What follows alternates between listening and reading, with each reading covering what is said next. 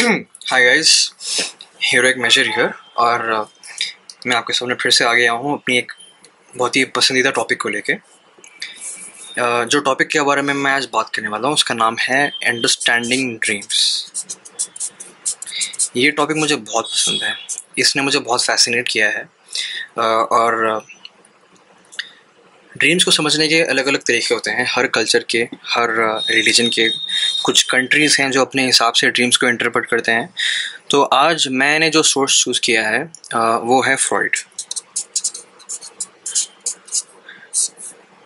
Freud एक psychiatrist था Germany का, जिसने 1900 में एक किताब लिखी थी जो बहुत ही सेमाइनल और फाउंडेशनल किताब थी ऑन अंडरस्टैंडिंग ड्रीम्स। इस किताब का नाम था द इंटरप्रिटेशन ऑफ ड्रीम्स। और इसमें जो है इसने एक psycho analysis point of view से ड्रीम्स को समझने की कोशिश की है। तो मैं भी उसकी किताबों में से जो भी मुझे समझ में आया, मैं आपको आज समझाने की कोशिश करूँगा। ड्रीम्स को पहले समझने के लिए बहुत ज़रूरी है कि हम एक ड्रीम जर्नल मेंटेन करें। आप अगर ड्रीम जर्नल मेंटेन करते हो एक महीने के लिए, एवरीडे नींद में से उठने के बाद अगर आप अपना ड्रीम लॉग करते हो, it will give you a very good idea of your dream pattern and how you dream, when you dream, what you dream about. अगर आपको अपनी ड्रीम्स नींद में से उठने के बाद याद नहीं आते तो what you can do is you can use posture memory. आप वापस से वैसे ही लेट के अगर अपनी आंखें बंद करोगे तो कभी कभी लोगों ने रिसर्च ने बताया कि कभी कभी उनको ख्वाब वापस से याद आ जाते हैं। तो ये दो चीज़ों से आप अपनी ड्रीम्स को मेंटेन कर सकते हो। नाउ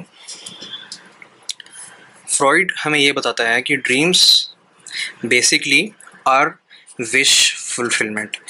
ये फ्रॉइड की किताब का बहुत ही सेंट्रल आइडिया है।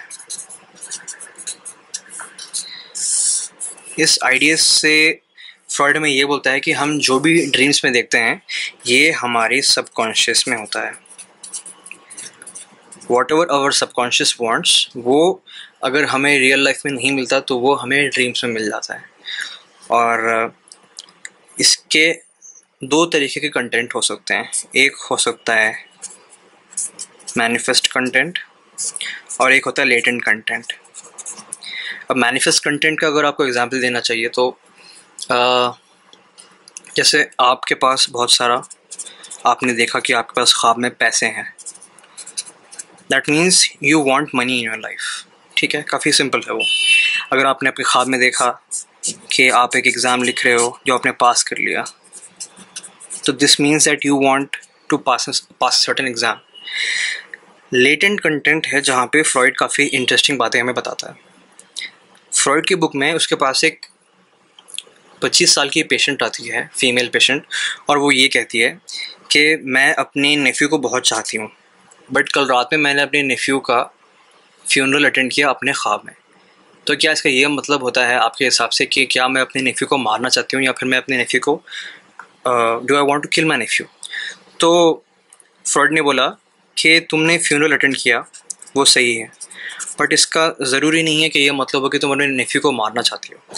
इसका लेटेंट मतलब ये है कि तुम्हारी फ्यूनरल में कौन कौन आया। फ्रॉइड ने ऐसे पूछा उससे, तो उसने बोला कि मेरे फ्यूनरल में मेरा एक्स हस्बैंड आया था। तो उसने बोला कि तुम अपने एक्स हस्बैंड को से मिलना चाहती हो? उसने बोला हाँ, मैं बहुत चाहती हूँ अपने एक्स हस्बैंड को, और and I want to meet him, और मैं उससे बहुत सारे टाइम से नहीं मिल सक रही थी। तो उसने बोला इसलिए तुम्हारे ख्वाब ने, तुम्हारे सबकॉन्शियस ने एक ऐसी रियलिटी बनाई जहाँ पे तुम्हारे नेफ्यू का फ्यूनरल होता है और तुम्हारे नेफ्यू के फ्यूनरल में तुम्हारा एक्स हस्बैंड आता है। तो कहीं ना कहीं इसकी विश थी कि वो अपने हस्बैंड से मिले, एक्स हस्बैंड से, और उसने अपनी रियलिटी को अपने ख्वाब में उसने फ्यूनरल की तरीके से वो बात को सामने आई। तो काफ़ी टाइम हमारे भी ख्वाब में ऐसे होते हैं कि हम कुछ ऐसी चीज़ें हो जाती हैं जिसको हम नहीं समझ पाते कि ये ख्वाब में क्यों आया था। तो फ्रॉइड कहता है कि इसका एक लेटेंट मीनिंग होता है, और लेटेंट मीनिंग हर इंसान का अलग होता है।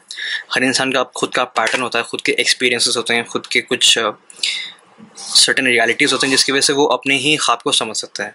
तो फ्रॉइड हमें यहाँ पे क्या करता है कि he gives us a lot of interesting tools जिससे हम खुद अपने ख्वाब को हम समझ सकते हैं।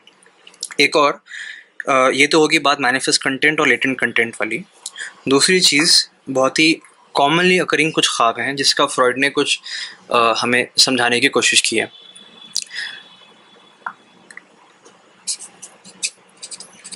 कॉमनली अकरिंग ख्वाब जो सबसे ज़्यादा देखा जाता है वो होता है फ्लाइंग वाला। बहुत सारे लोग ये बोलते हैं कि हमने ख्वाब में हम उड़ते हैं।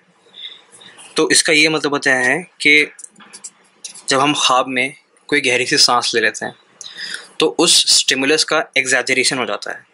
और रेम स्लीप के दौरान, रेम स्लीप वो फेज होता है जिसमें हम ख्वाब देखते हैं, इसको कहते हैं रैपिड आई मूवमेंट, और एक ख्वाब अराउंड 8 to 12 सेकेंड्स का होता है। Yes, that's right. आपका पूरा ख्वाब जो हमें बहुत ही लंबा लगता है, ऐसा लगता है कि 5-6 घंटे का ख्वाब रहा होगा, वो सिर्फ 8 या 12 सेकेंड का होता है ड्यूरिंग द रेम फेज़। तो कभी कभी रेम फेज़ में अगर हम लोगों ने एक गहरी सांस ले ली तो हमें ऐसा लगता है कि हम ख्वाब में उड़ रहे हैं, या फिर अगर हमारे पसीने छूट रहे हैं तो हमें ऐसा लगता है कि हम ख्वाब में वी आर ड्राउनिंग, हम लोग ख्वाब में पानी में डूब रहे हैं। और इसलिए लोगों को जब बुखार होता है, बुखार में आने वाले ख्वाबों का एक स्पेसिफिक नाम है, को कहते हैं फीवर ड्रीम्स। ये काफ़ी नाइट मेरिश होते हैं। आप किसी से भी पूछ लो कि उनको बुखार में कैसे ख्वाब आते हैं, तो they always give the same answer कि बहुत ही डरावनी ख्वाब आए थे। तो the reason is that fever में हमारे जो स्टिमुलस होते हैं वो अच्छे नहीं होते, और उसका इंटरप्रिटेशन हमारे ड्रीम्स पे आ जाता है, और हमारी ख्वाबों वाली रियलिटी बहुत ही डरावनी हो जाती है उसकी वजह से। तो ये कुछ चीज़ें थी जिससे मैंने इस फैसिनेटिंग सब्जेक्ट के बारे में थोड़ी सी पढ़ाई की थी। Like I read articles about it, मैंने इसके बारे में किताबें पढ़ी हैं। कुछ मूवीज़ हैं जैसे इंसेप्शन है जिसमें काफ़ी एक्यूरेट तरीके से दिखाया गया है, उसमें एग्जैजरेशन ऑफ स्टिमुलस दिखाते हैं इंसेप्शन में, कि वो अपने रियलिटी में पानी में डूबता है तो उसके ख्वाब में भी जो है पानी हर जगह से आ जाता है। तो काफ़ी हद तक एक्यूरेट थी इंसेप्शन उस लिहाज से। तो ये एक ऐसा सब्जेक्ट है जो मुझे बहुत पसंद है। तो आई होप आप लोगों को भी कुछ मैंने इसमें समझने में कुछ मदद की होगी। और guys please like my video and share it, और प्लीज़ सब्सक्राइब आपको अगर ऐसी वीडियोस पसंद आ रहे हैं तो। And please feel free to comment, और मुझे बताइए कि आपको आगे फ्यूचर में किस तरीके का कंटेंट चाहिए, कौन से टॉपिक्स हैं जो आप चाहते हैं। And I just love researching them and explaining them to you in a very simple manner. Thank you guys, see you again in the next video.